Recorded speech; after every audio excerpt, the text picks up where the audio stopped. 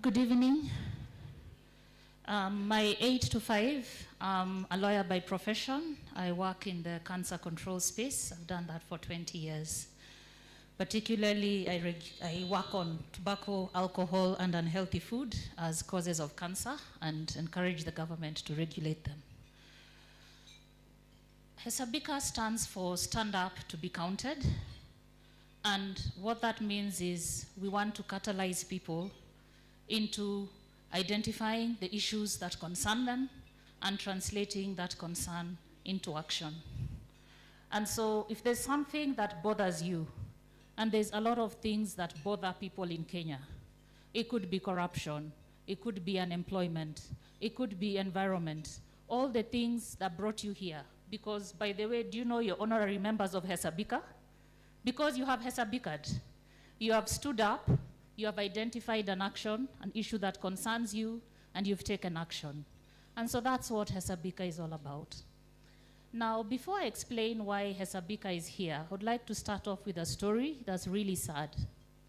As I said, I'm a lawyer by profession, and 3 weeks ago, we lost a young lawyer. Some of you may have seen the story on social media.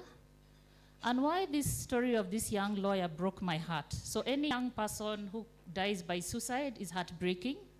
But this particular one was a member of the Christian Lawyers Fellowship, and we have a young lawyers chapter. And so we thought that we are doing something to help these young people. And then we hear that one of our members has committed suicide. And so this is a young lawyer, about 3 years out of campus, opened his own law firm, struggling.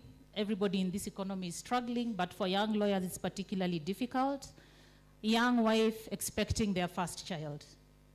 They come to the office in the morning and they find he has taken his life. And so the question we all started asking ourselves is, what went wrong?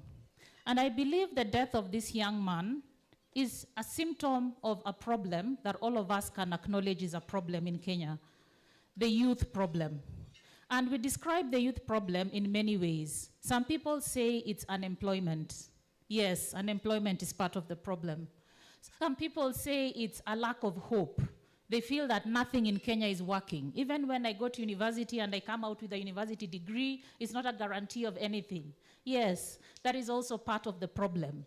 It could be a lot of social media, which gives people fake ideas of life, because what we post on social media is photoshopped. It's airbrushed. None of us goes on social media to say, waze, tunasota. We don't come on social media and say that. And from today, the photo of me that's going to be posted is me looking good like this. It's not me when I'm soldering. And so many people are soldering and there's no place to go. It could be the lack of social structure. So I don't know what confluence of all of those problems acted on this young man, but he took his life. And so we have a youth problem in this country, and that is one of the things that Hesabika has picked up. And so what has brought us here today is one of Hesabika's programs that's a mentoring and an internship program. And the Hesabika model is special because a lot of young people, they keep on approaching me and saying, will you be my mentor? So young people are being told, go and find a mentor. Sometimes the question is, where do I get the mentor? Sometimes the mentor doesn't know how to mentor the mentee. And so what we've done with our Hesabika mentorship and internship programs is, and the particular one that brought us here today is called GPRO, the Governance Internship Program, where we identified young people who want to work in government, who've got a passion for public service. And we matched these young people with a mentor who's 10 to 15 years public servant, so 10 to 15 years experience. And then through the PSC, we were able to place them. The PSC is a Public Service Commission in a government department that matched their professional qualification. So if they'd studied veterinary medicine, they got put in the veterinary department. One who'd studied agronomics got put in Calro. And so we matched them to their place of professional qualification. And then we gave them training. So we partnered with the Judiciary Training Institute, we partnered with Kenya School of Government, and we trained.